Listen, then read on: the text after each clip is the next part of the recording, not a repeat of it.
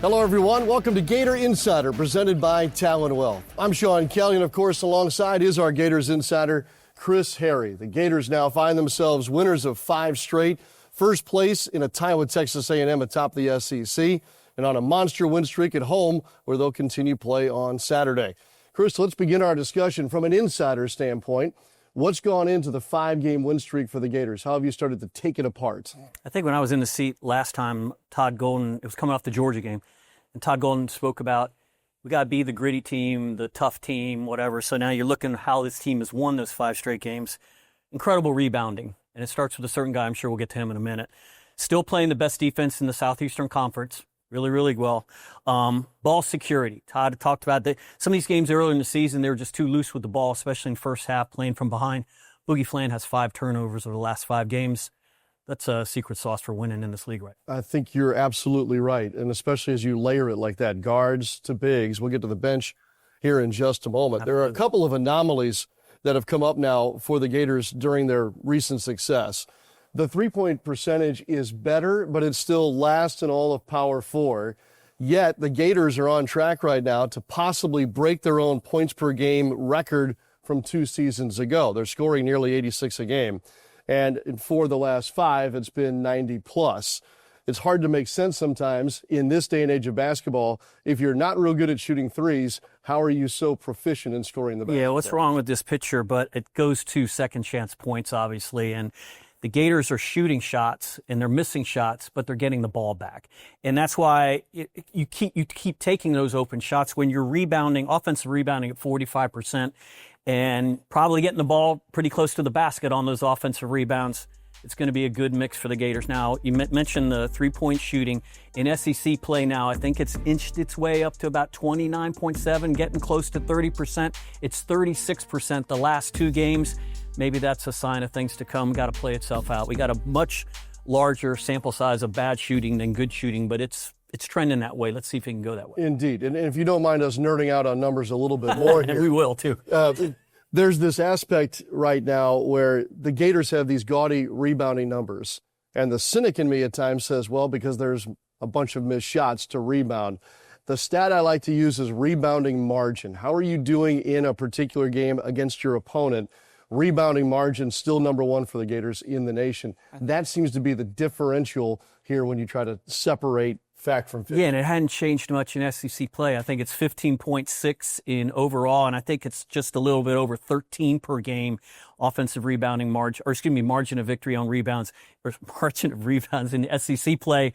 What was it, 24 to 7 the other day in offensive rebounds, and then win over LSU. Just an incredible advantage, and it starts with one guy, doesn't it? It does, and that guy is Ruben Chinulu. He is the trunk, if you will, of this giant rebounding tree. Chinulu is now not only the SEC Player of the Week, but the Oscar Robertson National Player of the Week, and why not? Chinulu here lately has put up a David Lee-type streak. Well, it is a David Lee-type streak because Lee was the last to put together 4 straight double-doubles. And, Chris, they're not just double-doubles, they're monster double-doubles. Well, 21 rebounds in a game. I mean, I've had the pleasure, I guess. I covered the team in '94 when Andrew DeClercq grabbed 20 rebounds in a game against Kentucky. Nobody had a 20-rebound game for the Gators until Ruben did it against Merrimack earlier this season. Then he goes and does it, 21 rebounds against LSU. You got to go back, Chip Williams is the last guy to have multiple 21 rebounds. That was 1974. Multiple 20-rebound games. That was 1974. So this is at a different level right now. I think I'm not going to put him in this category yet, but this was your first year. Remember Oscar Tshiebwe? Yes. He was a different beast in the post. At Ruben, Kentucky. That's at Kentucky. Ruben is not there. He was National Player of the Year. But in terms of being a force inside, he's the closest thing we've seen since then. Yes, he's sustained something now. Another thing that's been sustained during this winning streak, Chris, is the play of the bench. We've seen now, in a shorter rotation, albeit 3 guys coming off the bench, there are significant impacts now from those 3 guys. Well, Isaiah Brown is the impact guy that I'm talking about, Ryan, because he's the new impact guy. He has answered the bell. He was absolutely fantastic up at Vanderbilt with those 14 points, 6 rebounds in 20 minutes. fantastic, and he's really taking his game to another level. Same with the bench in terms of Ruben Chinulu, now shooting 37% from three, made 5 the other night against LSU. First one to do that since Walter Clayton against Auburn in the Final Four. Pretty good scorer, that guy, Walter Clayton. Chinulu hit a career-high 5 threes in that game, led all scorers on the Gators side with 18 points. And here's the other funky stat now, right, with Chinulu. He leads the team in offensive fouls drawn. And sometimes we talk about his shooting a lot, but yet his defense has picked up here of late, too. His defense has picked up, and I tell you what, he can draw those fouls, and he gets to the free throw line, and he's over 90% right now, taking advantage of that. No doubt. Let's talk about the upcoming schedule. The Gators are in this situation right now that they have 1 key road games, they have ranked wins, and now during this stretch, there's this take care of the games that you probably should win, and that includes obviously the most recent win, but now Auburn comes to town.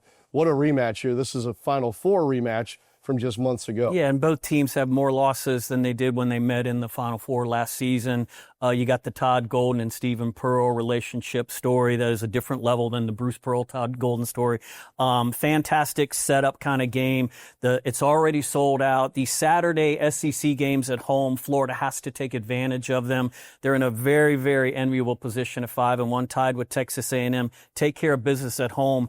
They put themselves in position by winning those 2 games on the road last week, the Oklahoma and the Vanderbilt game. See what they can do this weekend. The Gators have won 10 straight home SEC games. It's 16 straight overall, and they've only had 2 losses at home over the last 3 seasons. 38-2. 38-2. 38-2. This is a pretty dominant team right now inside the O-Dome. On the road following that at South Carolina. Chris Harry, thank you so much. Thank you, Sean. For Chris Harry, I'm Sean Kelley. See you next time on Gators Insider, presented by Talon Wealth.